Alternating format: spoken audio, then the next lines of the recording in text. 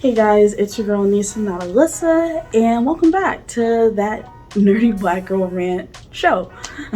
Today's rant is over Nubia. Not the ancient civilization, but Nubia, queen of the Amazons. Out of all the superheroes, Nubia is my favorite. I mean, come on, look at these freaking covers. Nubes is the coolest. But before Nubia was this badass queen, she was the problematic twin sister to Diana. Wait, Princess Diana. Shoot, there's two of them.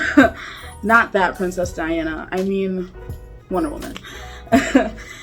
It was supposed to be this monumental moment between black and brown people and DC, but it ended up being problematic, causing more of a divide between white and black creators.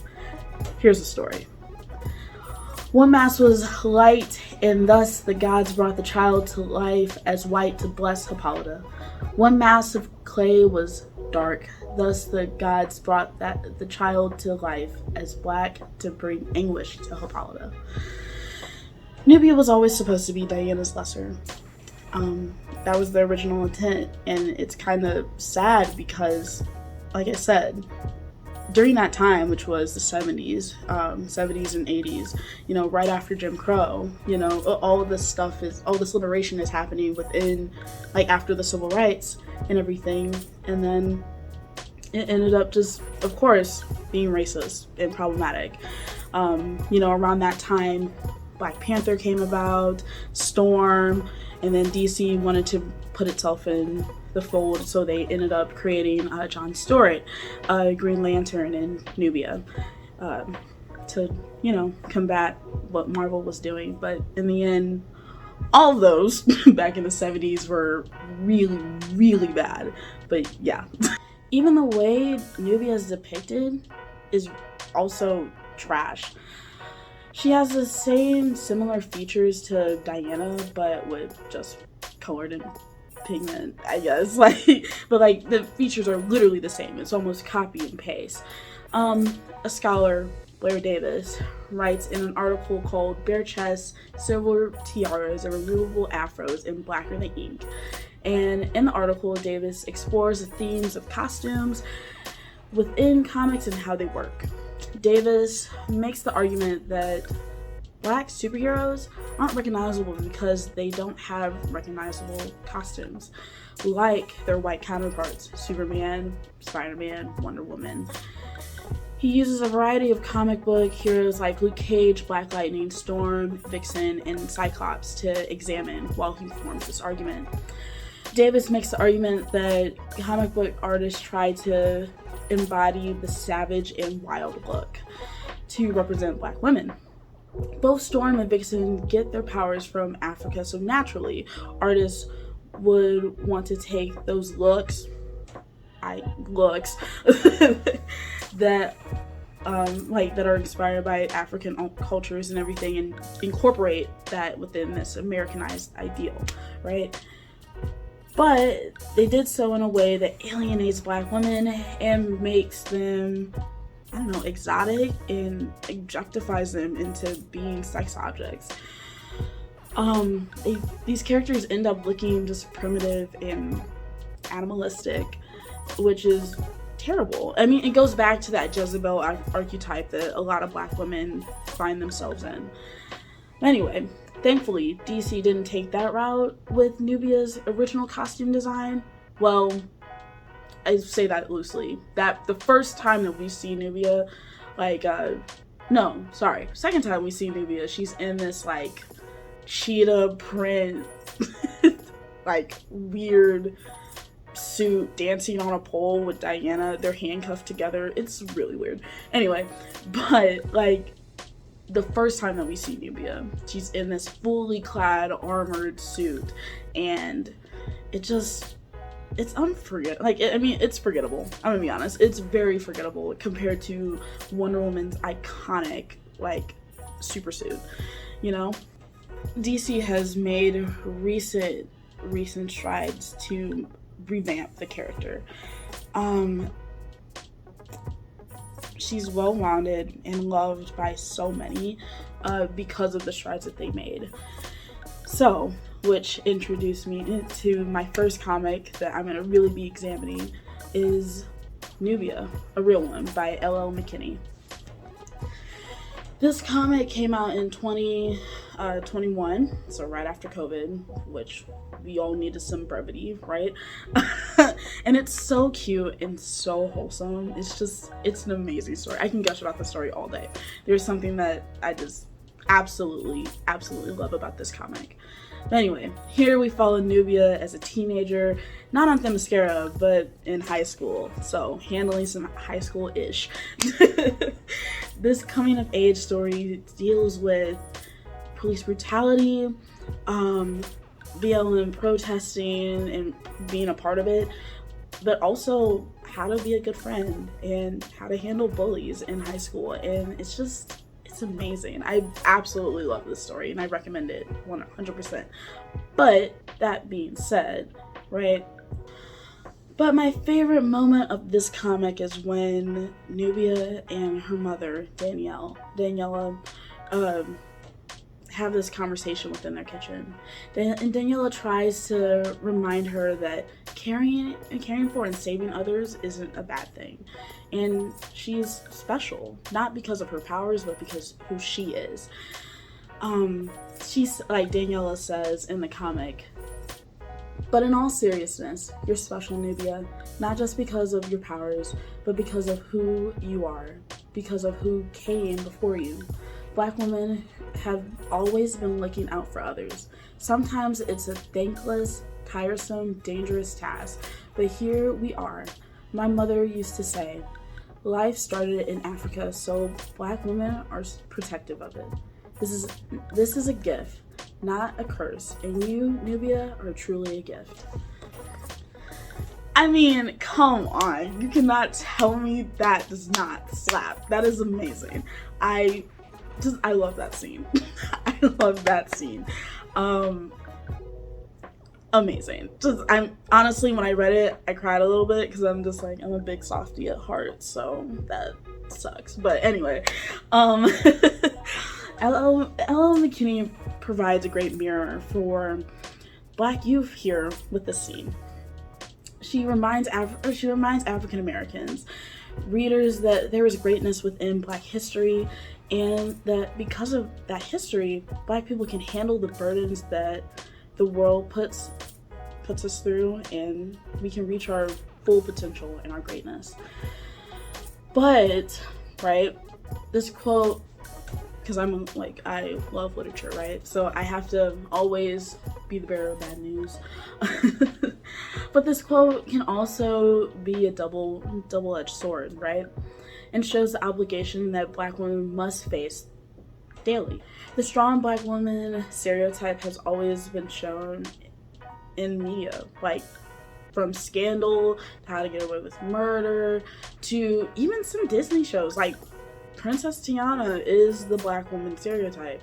I'm sorry, as much as I love Princess with the Frog, it's the truth. Anyway, the strong Black woman archetype stems from chattel slavery, of course, right? Along with a lot of other stereotypes, i.e. the three main ones that we see throughout literature and media: the Jezebel, the Sapphire, and the Mammy. According to another YouTube channel called The Take, the strong Black woman characteristics are having a strong moral compass, doesn't tolerate nonsense from others, and holds others accountable. She is also a natural nurturer, channels all her strengths to be in service of others, and is a high performer in all aspects of her life. But most importantly, she has endured and experienced extreme hardship in her life, i.e. Bonnie Bennett to a T from The Vampire Diaries. But that's another discussion for another day. Black women from a young age can't have self-love, and it's sad. I mean, we're taught that we have to always be on in order to please everybody else. I mean, I guess this is me just talking, just, as in my own experience. Like, I've found in cases that, I always have to dim my light for others, so in order to make others feel comfortable, or in order to like make others shine. Like just recently, like, I went to a conference, right? A pop culture conference, and I ended up just downplaying it because, it's not, I don't know, it's like the weirdest thing. Like, it's the gaslighting thing. Like, I hate bragging on myself, but I think it's almost by design. Nubia in this moment, she can't be a superhero because, the world already has Wonder Woman. Her white counterpart gets to be this entity, to be this thing that like others admire, while she is, every time she tries to help, she always gets profiled, or she always gets stopped by the police, or, people just don't want her. And it's sad, and it's just functioning the world as a Black woman. You can't be too much. You have to dim down your light to make others feel comfortable, and it's just bananas. But I don't know. Black women don't get the opportunity to be excellent because it makes others feel uncomfortable. But the cool thing about L.L. McKinney, she uses a scene to combat that strong Black woman archetype by having Nubia's mother explain to her that she doesn't owe the world anything. Her mother gives her the freedom to escape societal pressures and allows her to take care of herself. By doing so, she allows the readers to do the same. And to be honest, I think that's the reason why I cried during that scene. For me, it was more so like, wow, just because you're a superhero doesn't mean you necessarily have it all figured out. You still have to operate the world while Black. And it's interesting because Superman never gets profiled like this. Superman never really, like, yeah, you have the expectations of great power, right? But he's not, he's a white man with blue eyes and, brown hair. Same thing with Diana. Yeah, she'll have misogyny, but it's not, you don't have to, like, she doesn't have to face the world with race also in the forefront, and that's the truth. Melissa Harrison Perry writes in Sister Citizen that Black women are validated, admired, and praised based on how they behave, not on who they are. Loss of social standing is an ever-present threat for individual traits rather than unconditional human values. This means that for most Black women, what she does becomes who she is. But not in Nubia's case. Her powers don't define her, but she does. So cool! Anyway, we see more examples of the same argument in Derek Scott's book, Keeping It Unreal, my bad. Scott uses the chapter, Can the Black Superhero Be?, to explore what it means to be Black and a superhero. He makes the argument that Black and superheroes within comics are not complementary to each other. When one thinks of a superhero, one naturally thinks of a white man or person. Scott later explains that creators would often use Black in front of characters' names to make a statement like Black Panther, Black Lightning, and Black Goliath, whereas Superman has never been addressed as white Superman. He also states how superhero ethics is rooted in policing. See, it makes you think, right? Like, when I first heard that, everything kind of just clicked for me. Like, it's so true. Superheroes, or the ethics of superheroing, is rooted in policing. And that's why, like, and before you say that, like, that's not necessarily true, that you have to put Black in front of it, Black in front of whatever. I mean, it is, though.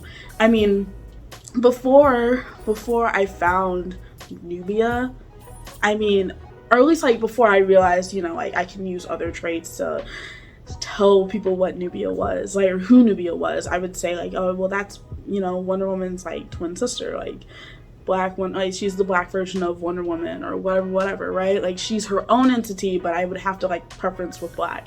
Same thing with, like, Miles Morales. before he was mainstream, we had to say, oh well, that's Black Spider-Man. Like, yeah, of course, like he is black. You know, or Ironheart, for instance, that is, you know, Black Iron Man, but i.e. like she's a woman and she's a black girl, smartest person in Chicago, baby. But anyway, or Detroit, I forgot where she's from. I'm pretty sure it's Chicago though. Very positive. Anyway, but it's the truth though. Like, analyzing it in that framework is really interesting. And whereas like white superheroes, they never have to be like, it's already like they're the standard, right? They are the standard for what everything is, you know, and even to the point even where our comics operate that way too.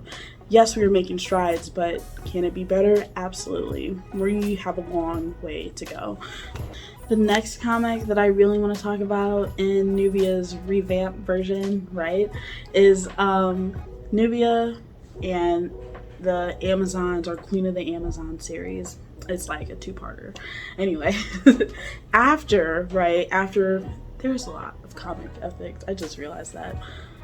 Anyway, so like you got Nubia, Nubia and the Amazons. That's like the first like 6 issues, and then you have Trials of the Amazons, which is like Wonder Woman's first ever crossover with like all sorts of different types of Wonder Woman.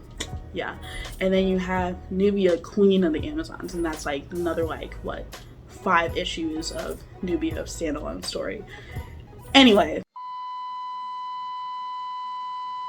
after Trials of the Amazons, Nubia is finally coronated as queen, which is baller. Anyway, this moment is huge for Black comic book fans. Like, I eat myself. just me. It's a big moment for me. But it symbolizes like just so much, right? For so long, comics have been a white only or a white male space, and just like in Themyscira, like that same thing is true. It's usually like a whole bunch of white women within Themyscira. That's all we see. Whiteness has always been the standard of what heroism and perfection look like, or what it should look like. But when DC finally decided that making Nubia queen, like, that's a big deal, and it's a prominent, like, to one of the most prominent places within DC comics, they chose to make a powerful statement. Like, the fact that a Black woman is queen of Themyscira, like, because the main settings in DC is like, of course, Metropolis and Gotham, but then Themyscira, I would have to argue, is like the next one for me, at least, because I'm like, you gotta include the Trinity and whatever you talk about, I like with DC. But anyway, the future is female, and most importantly, she's a Black female, and that's so cool. But that wasn't my favorite part. Shocker. But it's the moment that is right before she gets coronated. It's the scene with John Jones, i.e. Martian Manhunter, and Nubia and John, or Martian Manhunter, are in a police station. Here in this issue, around this time, John is a detective. So he's above all the beat cops, and he's above all the, he's a detective, he's prominent. But it still doesn't help Nubia out in her situation, because he's Black. And that's just how it goes.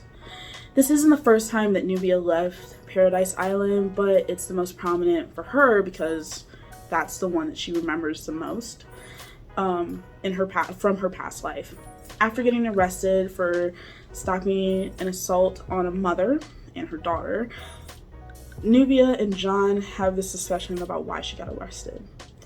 So, I'm going to explain it briefly, give a brief summary.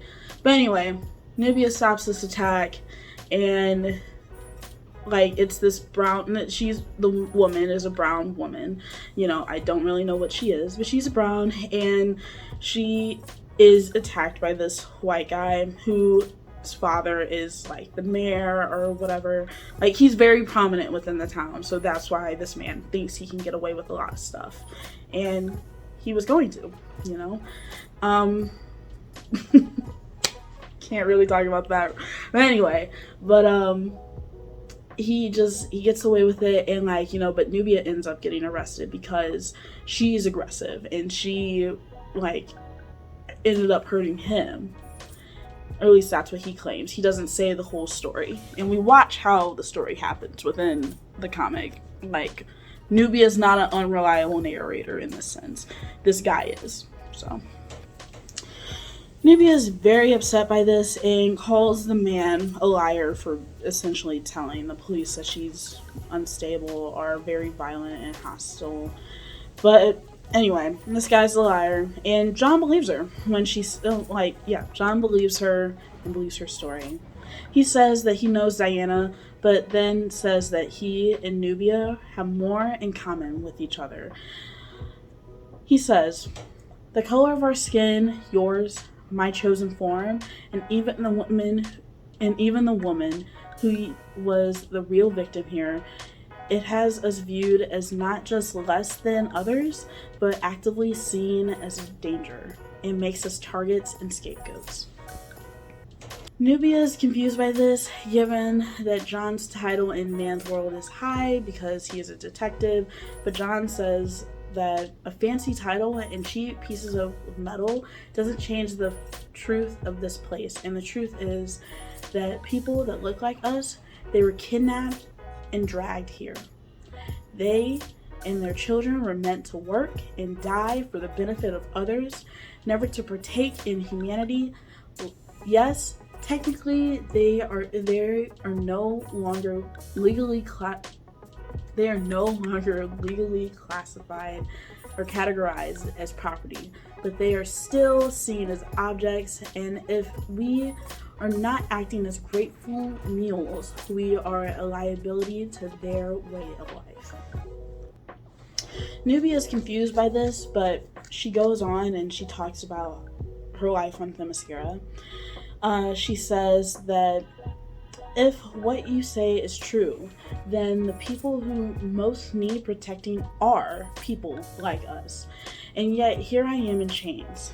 Now, wait. Okay, so here's the line. Here's the thing that got me. Here's the thing. Okay, John says this important ass line right here. You and those that share your beliefs are exactly what man's world needs. The problem is that they are not ready for you yet. I cannot tell you, it's amazing. That moment for me, okay, because pause, I didn't tell you who this comic was written by. It's written by Stephanie Williams and Vida Altala. Yeah, I'm terrible with names. You'll see. Anyway, oh my god, that line, I absolutely love it. Again, it just reinforces what L.L. McKinney was saying. And mind you, these are all black women, black creators writing or revamping Nubia's story. And again, we have another moment where, you know, the world's not ready for us yet, you know, but in time they will be, you know, and it's just like, we live in a time where there are more and more people of color starting to write and tell stories about our lived experience. And it's the coolest thing because, like, you know, in the 70s and 80s, Nubia wasn't received well. I mean, granted, there were no real black people writing Nubia, but now they're like, there are people out there wanting to invest in her story, wanting to buy her story. And it's just like, we weren't ready then, but we're ready now. And it's just, again, it's amazing to live in a time where, like, comics are finally starting to progress the way that they need to. And then, like, we're finally getting stories that reflect, like, our world experience. And, like, again, Nubia you know, just two issues. Like, I mean, this is like what Nubia Real One is more of a kittier comic. This is like, of course, still kitty-ish, but it's DC canon, I guess. And again, it's just amazing to finally be in a time where she exists. We have a Black Wonder Woman, and not only that, but she's queen of the Amazons. Like, a place that was once held by Hippolyta, held by Diana, held by whiteness. Here she is, bold, unapologetically Black in her voluptuous curl pattern. I mean, I can't get over her just design. I love her hair. I just love it so much, and I geek out all the time about Nubia because I'm just like, no one's doing it like her. She really embodies like Serena and Venus Williams esque. Like, you cannot tell me these are not like the same. I would kill to have Serena play, or at least cosplay as freaking Nubia, because I'm like, she could definitely pull it off, honestly. But anyway, I digress. I love this scene so much because with it, John Jones, right, the Martian Manhunter, is talking to every Black kid with this line. The world is not ready for your greatness and your power yet. And it's just that simple yet that is incorporated within the line that just gives you hope that one day, hopefully soon, the world will be, no longer will we be just targets by the police. No longer will no longer will we be trying to break barriers. It's weird that we're in the year 2023 and, it's always a Black girl being the first at something, or a Black kid being the first at something. Hopefully we get past that, and hopefully we just, being Black and being excellent is just the norm, and we're getting there soon in the future. I hold out hope that, one day it will happen. And it's characters like John, it's characters like Nubia that just make me so excited, because it's just like, wow. Wow. But yeah, I mean, we're living in an era where a Black Wonder Woman / Queen of the Amazons, that's a huge thing. We're living in an era where Black creators and Black storytellers are telling amazing and authentic Black stories. Just recently, we all saw what happened. Wakanda Forever came out. But then after that, we got Moon Girl. And come on, you cannot tell me that does not look sick. And then after that, we're gonna get The Blackening, which is another Black story about horror. And I just did a whole panel about horror and Afro horror. It's so cool. That's another video for another day. But anyway, like I said, more and more stories where Black voices are subverting audience expectations, subverting expectations of what the norm is. They're happening, and they're really, really good too, and they sell out. Because one thing about me is that when it's a Black girl, when it's anyone Black, especially when there's a Black girl on the cover, I'ma buy it. I'ma buy it. I'm a sucker. I bought this because Storm was on the cover. Storm was on my shirt. I'm gonna be honest. Like I said, when it's a Black girl on my screen, I'ma buy it. And that's one thing about me. But anyway, like I said before, I guess I say all this to say that Nubia, she just gives me hope. I just think she's just the coolest character, and the fact that she has gone through iterations of herself to the point where we finally have a more nuanced story about her. It's just refreshing. I just love how creators are coming together and being we need to change this because we have a whole plethora of Black characters that definitely need to be revamped and incorporated to today. I don't know, for instance, I would love to have a really, really, really good run of John Jones, Martian Manhunter.